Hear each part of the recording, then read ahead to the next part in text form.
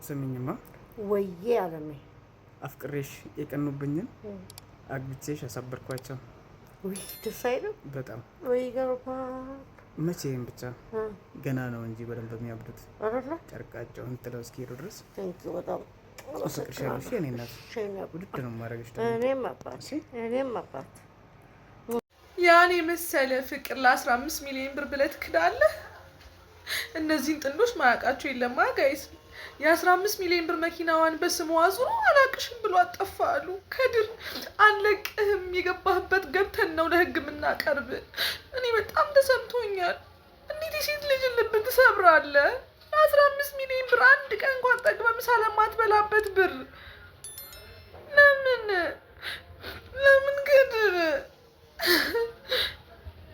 እኔ ማለት ነው ጋይስ፣ በደንብ ኢንፎርሜሽኑን አጣርታችሁ በውስጥ መስመር ንገሩኝ። የምር ነው እንዴ?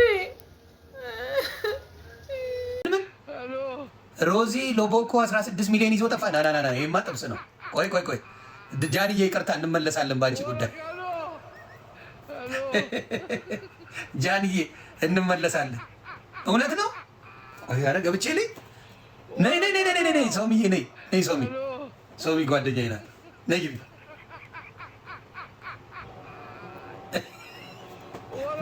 ወይ ቪዲዮን ሊዮ ይሄ ኢትዮጵያ ሄዳ ትልቋ ሴትዮ ያገባችው እንደፈራሁት ነው። ትልቋ ሴትዮ ሳትወስደው አንተ እኮ ይበረታቱ እዛ ላይ አልኩና ከዛ በኋላ ሀሳቤን ቀየሩ። አልታመቸኝም።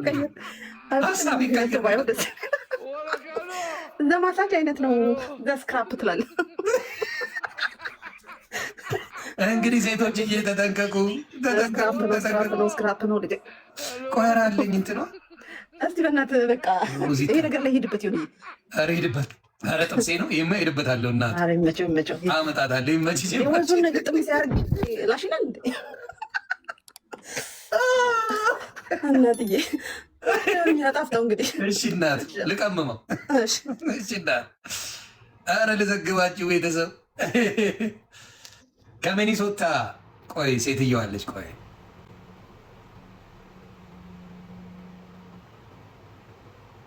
ከሚኒሶታ ያገባች ሴት ያገባችውን ነው።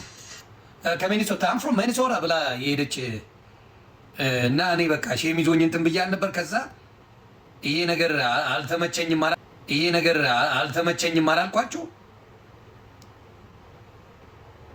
ሰውየው ገና አሜሪካን ሀገር ሳይመጣ እዛው 16 ሚሊዮን ለብልቧት ሄደ። ይመች አባት ይመች። አንተ ወጣት ነህ፣ ሰርተህ ትቀየርበታለህ። 16 ሚሊዮን ልክ ሰርተህ ትቀየራለህ። እውነት ጥሩ ላኩልኝ። የእሷን ፔጅ ቤተሰብ የእሷን ፔጅ ላኩልኝ።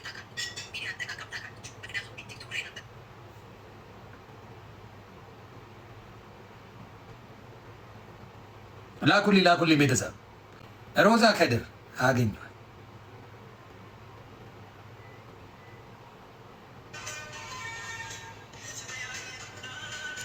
እንዴ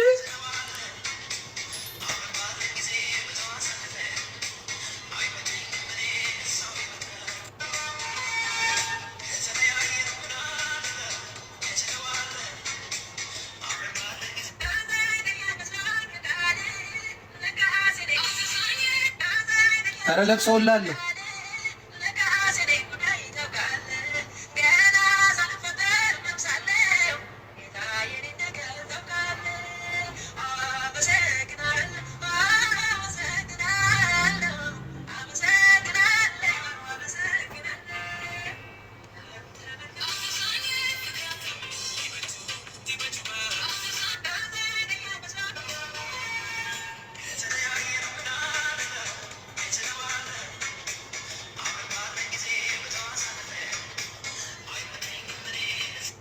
እያለቀሰች ነው ቤተሰብ።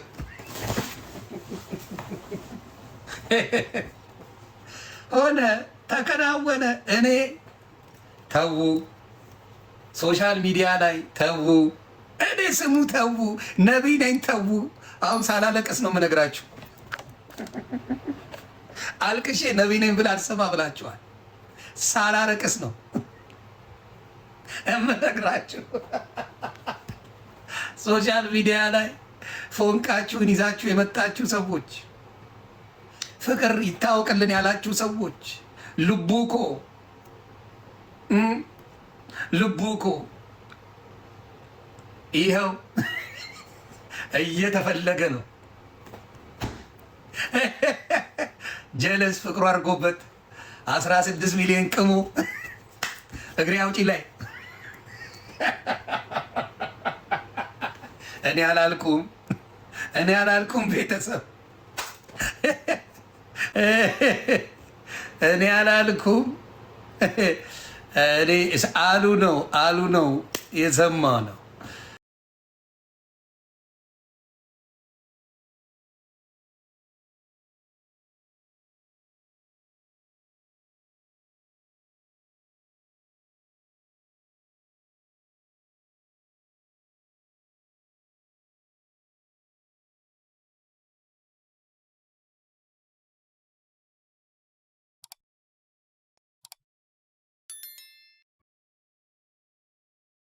የባለቤቱን የሮዚ መኪና ሽጦ የተሰወረው ባለቤት በአሁኑ ሰዓት እጅግ መነጋገሪያ ሆኗል። የመኪናውን ዋጋ 16 ሚሊዮን ብር የሚያወጣም ሲሆን ታዲያ በአሁኑ ሰዓት ሽጦም ተሰውሯል። እንደሚታወቀው እነዚህ ጥንዶች በሶሻል ሚዲያ የማያውቃቸው የለም። በቅርቡ ተጋብተው ትዳር መስርተው እየኖሩም ሲሆን ታዲያ ባለቤቱ ሮዚ የአሜሪካ ነዋሪ ስትሆን ረጅም ዓመታት በአሜሪካ ሜኖሮች ነበር። ታዲያ እነዚህ ሰዎች ሲጋቡ ወደ ውጪ ሀገር ለመሄድና ገንዘቧን ለማውጣት ነው ይሄ ሰው ይችን ሴት ያገባት በማለት በማህበራዊ ሚዲያ ቢሰራጭ ነገር ግን እነሱ ባሳዩት ጥልቅ ፍቅርና እጅግ በጣም የተቆራኘ ግንኙነት እንዳላቸው ሲገልጹ ማንም ሰው እንዲህ ይሆናል ብሎም አልጠረጠረም ነበር። ነገር ግን ይህ የምታዩት ወጣት የባለቤቱን የ16 ሚሊዮን ብር መኪና ሽጦም ተሰውሯል። ታዲያ በአሁኑ ሰዓት ይህች የምታዩት ባለቤቱ እያለቀሰች የ16 ሚሊዮን ብር መኪናዬን ሽጦም ተሰውሯል፣ እባካችሁ ባለቤቴን አፈላልጉልኝ ብላ በሚዲያም እያሰራጨች ትገኛለች። እጅግ መነጋገሪያም ሆኗል። የኢትዮጵያ ሕዝብ ፈታላ ነው፣ ውሸታሞች ናችሁ ኢትዮጵያኖች እያለችን ነው ሮዚዬ። እንግዲህ እሷ እንደምትለው አሁን ይሄ ነገር ውሸት ነው፣ እንደውም ከእንቅልፉ ቀስቅሼው ነው እንጂ የሚወራው ነገር ፍጹም ሐሰት ነው እያለች ነው። እኔ ግን አንድ ነገር መናገር እፈልጋለሁ። እንግዲህ በማህበራዊ ሚዲያ ላይ በጣም እየተዛመተ ነበረ። ወጣቱ የሚስቱን እንግዲህ 16 ሚሊዮን ብር ይዞ ጠፋ የሚለው ሐሳብ በጣም ብዙ ሰዎችን እያናገረ እኔ ቪዲዮውን ሰርቼው ነበረ። ግን የዚህ ዜና መነሻ ግን የነበረው ምንድነው ብሎ መርመር ያስፈልጋል ብዬ አስባለሁ። ምክንያቱም ሚስትየው ራሷ ነች ላይቭ ላይ መታ ሉቡኮ ቀሽቲኮ ያላንተ እኔ ባዶ ነኝ እያለች ስታለቅስ የሚያሳይ ቪዲዮ እንግዲህ ሲመላለስ ነበረ።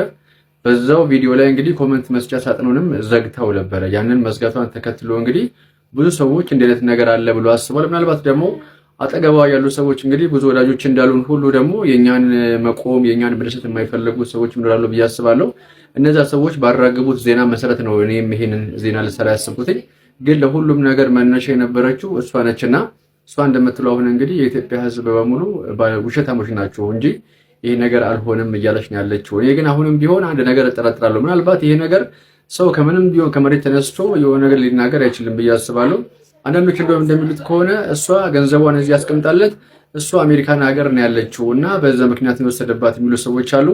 አይ ፍጹም አይደለም አብረው ናቸው የሚሉ እንትኖች አሉ። ግን ላይቭ ላይ ማሆን ይሄን ስታስተባብልም ሁለቱም ለየብቻ ሌላ ቦታ ሆነው ነው የላይቭ ፕሮግራሙን እያካሄዱ ያሉትና ማስተባበያ የሰጠችው። እሱ ግን እስካሁን ድረስ ምንም የተናገረው ነገር እንደሌለ ነው ያየሁትኝና ለማንኛውም ቪዲዮ ልጋብዛችሁ። እናንተ ግን ቪዲዮ ከጨረሳችሁ በኋላ ግን ሀሳባችሁን ኮሜንት ሴክሽን ላይ አስቀምጡልኝ። አመሰግናለሁ።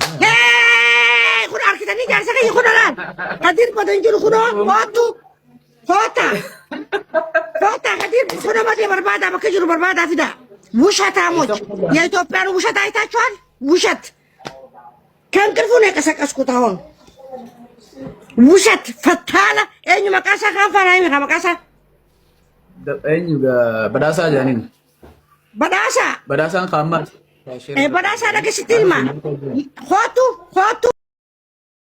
በዚህ ሴትዮ ቺቲንግ ተፈጽሞብኛል የሚል አካል እንግዲህ ወደ ሚዲያችን ብቅ ብሎ እንደምትመለከቱት ኢንቦክስ ተደርጎልኛል። ቺት አድርጋብኛለች። ከኔ ጋር ለመጋባት እቅድ ነበራት። እቅዷንም ይዛ ወደ ኢትዮጵያ መጣች። ከመጣችን በኋላ መሀላችን እንግዲህ ምን እንደተፈጠረ በማላውቀው ሁኔታ ቺት አድርጋብኝ እንግዲህ ድንገት መታ ባገኘችው ወንድ እኔን ቀይራኛለች የሚል አካል እንግዲህ ኢንቦክስ አድርጉልናል። እሷ ጋር የነበራቸውን ታሪክ እንግዲህ እንደምታዩት በሶሻል ሚዲያ እየለቀቀ ነው የሚገኘው።